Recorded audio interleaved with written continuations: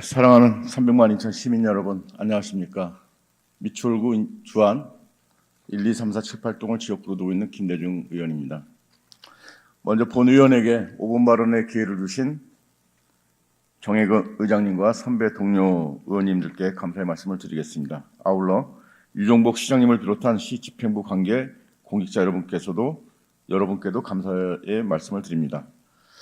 저는 오늘 인천 교육의 실 문제를 말씀드리고자 이 자리에 섰습니다. 최근 인천교육계를 뒤흔든 논란이 있었습니다. 바로 4년 전 인천교육감 선거 과정에서 있었던 단일화 관련된 의혹입니다. 최근 언론 보도에 따르면 당시 교육감 후보였던 임병구 이사장은 도성훈 후보가 3선에 도전하지 않겠다는 약속을 했기 때문에 자신이 출마를 포기했다는 취지의 폭로를 했습니다.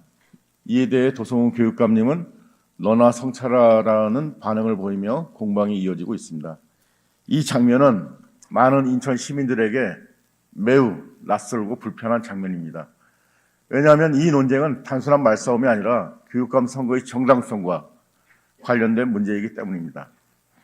만약 4년 전 교육감 선거 과정에서 단일화를 전제하여 후보 사퇴가 있었거나 비공식적인 정치적 약속이 존재했다면 그 선거는 과연 시민의 자유로운 선택 속에서 이루어진 선거였는지 우리는 묻지 않을 수 없습니다. 교육감 선거는 정치 선거와 다릅니다. 우리 아이들의 교육을 책임지는 자리를 뽑는 선거입니다.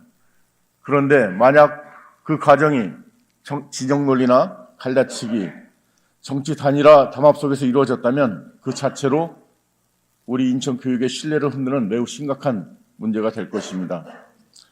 그래서 저는 오늘 이 자리에서 도성환 교육감님께 정중히 요청드립니다. 4년 전 교육감 선거 과정에서 제기된 3선 불출마 약속 의혹과 단일화 과정의 사실관계에 대해 시민 앞에 명확히 설명해 주시기 바랍니다. 선출직 자리는 말하지 않을 자유보다 설명할 의무가 더 무거운 자리. 지금 인천 교육의 문제는 선거 논란에만 머물지 않습니다. 지난해 학산 초등학교에서는 고 김동욱 선생님께서 세상을 떠나는 매우 안타까운 사건이 있었습니다. 아이들을 가르치던 교사가 더 이상 교실로 돌아오지 못하게 된 이 사건은 무책임한 교육행정이 어떻게 우리의 교실을 망가뜨리는지를 보여주는 매우 비극적인 사건입니다. 그런데 이 사건과 관련된 책임자들에 대한 처분이 경징계 수준에 그쳤다는 것은 현장의 교사들과 이를 지켜보는 인천 시민들에게 깊은 허탈감을 안겨주고 있습니다. 현장의 교사들은 지금 묻고 있습니다. 교사는 과연 보호받고 있는가? 교사가 보호받지 못하는 교실에서 어떻게 교육이 가능하겠습니까? 지금 교실은 매우 어렵습니다. 교권은 약해지고 교사들은 지쳐가고 교실은 점점 불안해지고 있습니다. 그런데 이런 상황에서 인천교육청의 정책 방향은 과연 어디를 향하고 있습니까?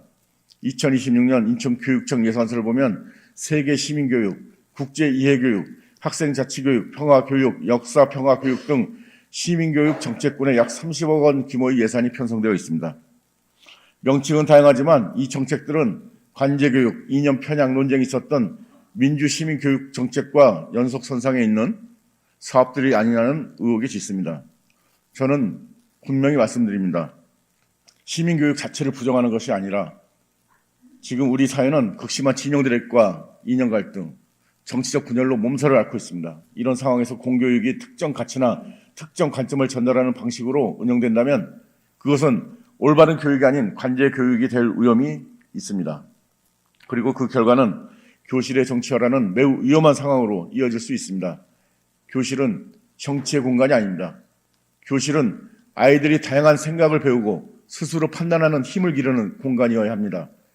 교육은 승부가 아닙니다. 교육은 편가르기의 도구가 될 수도 없습니다. 공교육의 교실은 어느 이념의 것도 아닙니다. 공교육의 교실은 오직 아이들의 것입니다. 그래서 저는 오늘 이 자리에서 다시 한번 요청드립니다.